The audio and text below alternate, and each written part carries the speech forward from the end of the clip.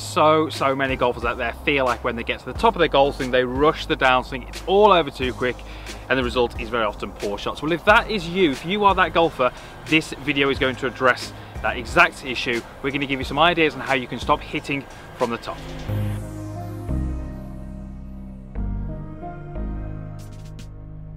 So thank you for joining me here at the Forest of Arden. It's the 12th hole, par 5, and we're talking about how you can stop hitting from the top. We can also relate this to kind of rhythm and tempo in the golf swing. So if you do like this video, please consider subscribing. There is a link down below, but there's also a link at the end of the video.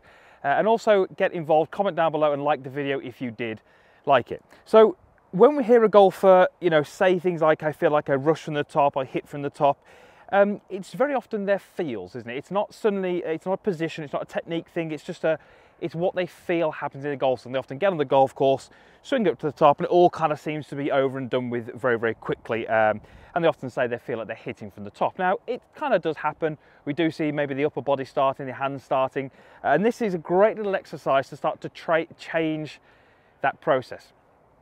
You're going to hit 2 shots. And I'm going to show you exactly what we're going to get you to do. So I've just got any club here. It doesn't really matter what you do this with, possibly not the driver, but go for it if you absolutely want to.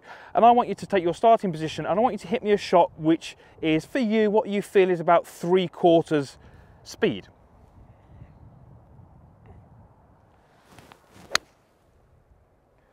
So hitting a shot where you feel it's around about 3/4 speed.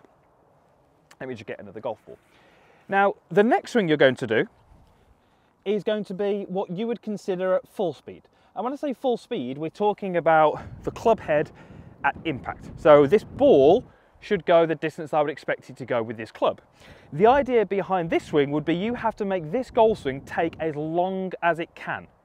So from start to finish, as long as it can, yet there still needs to be full speed down at impact. Let me go ahead and do that for you, and you can see what these look like when I pop them up on the screen together. So I'm going to make this golf swing take as long as I can, yet still have full speed.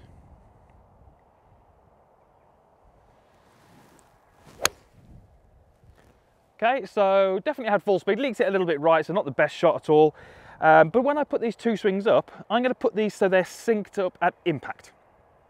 So the impact points are the same.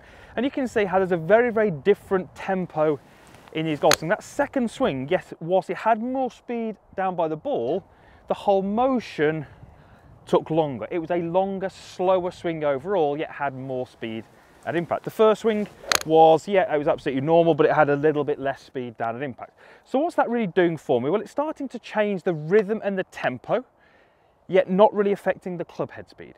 So those golfers who feel like they're rushing from the top will often make a backswing and they'll go this way. They're very quick. Now, when we measure the club head speed can often be very slow. And so there's that kind of disconnect between a golfer saying it feels very quick, and actually we read that club head speed as quite slow. When I do that second swing, to me, that feels like a slower swing. Yet down at impact, the club head was traveling faster. Again, there's that disconnect. So the rhythm and the tempo is very much a feel type thing. When we measure the club head speed, that's factual. So that second swing factually had more club head speed. It was a faster swing.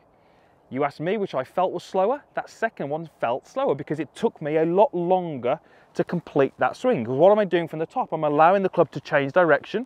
I'm allowing it to gather speed naturally before I start to really apply the speed down there at impact. It's a difficult drill. You're not going to hit great shots. The idea is not to hit great shots. I don't know if you saw those, they weren't particularly good. But it's starting to change how you perceive your golf swing, the change in the tempo, change in the rhythm, and starting to get a better flow to the golf swing, which doesn't mean it's going to have lower speed down at the ball. It might even have more speed down at the ball, but to you it might feel a little slower overall, and it might feel that you've got a little bit more time to hit the golf ball. If we can give you that sensation of it feels like you've got more time to hit the ball, I guarantee you on the course it's going to feel so much easier to get the club on the ball, get it on the fairway, get it on the green, and be able to do that more consistently.